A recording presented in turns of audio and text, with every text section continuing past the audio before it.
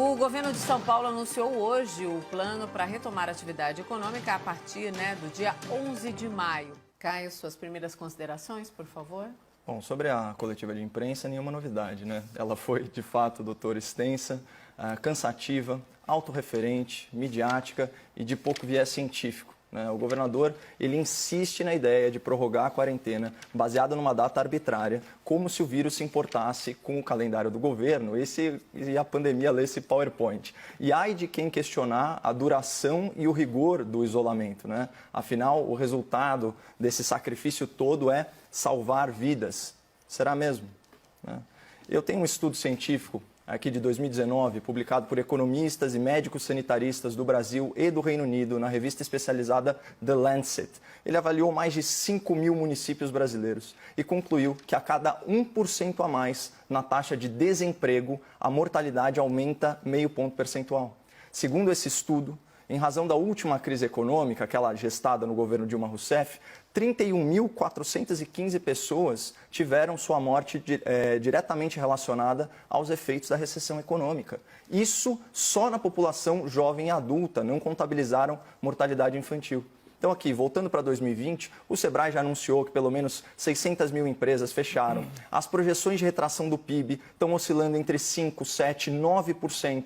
Um dos cenários do estudo do Instituto Brasileiro de Economia da Fundação Getúlio Vargas projetou 12 milhões e 600 mil novos desempregados no país. Isso seria equivalente a uma taxa de desemprego colossal de 23,8%, dá aí 12 pontos percentuais a mais do que a situação anterior à pandemia.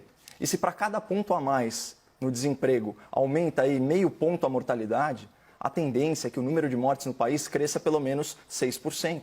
E isso representaria 76.080 vidas perdidas. E 800 vidas perdidas, perdão. Isso só entre pessoas acima de 15 anos. É uma afronta à ciência, é uma afronta à lógica, é uma afronta ao bom senso dizer que paralisar a economia salva vidas, porque recessão mata.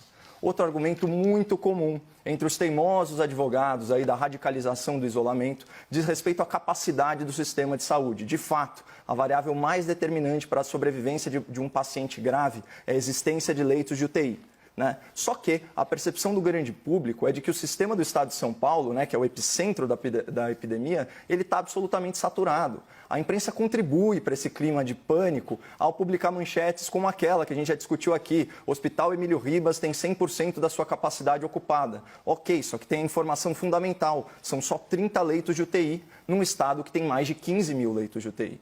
Na contramão desse sensacionalismo, hoje foi anunciado que a fila de testes para o coronavírus está zerada, ou seja, não tem exame pendente para paciente. Também foi anunciada uma taxa de ocupação de leitos de UTI de 53% no estado e 73% na região metropolitana. Então, eu recomendo que o espectador acesse também o portal da transparência do Registro Civil na aba especial Covid. Lá é possível fazer uma comparação entre o número de óbitos de 2019 e 2020, tanto no seu estado quanto no Brasil inteiro. Aqui em São Paulo, nós tivemos esse ano 1.468 óbitos a menos por pneumonia e insuficiência respiratória. E se a gente selecionar o mês de abril, esse mês de abril até o dia 22, são 1.938 óbitos a menos em relação a 2019.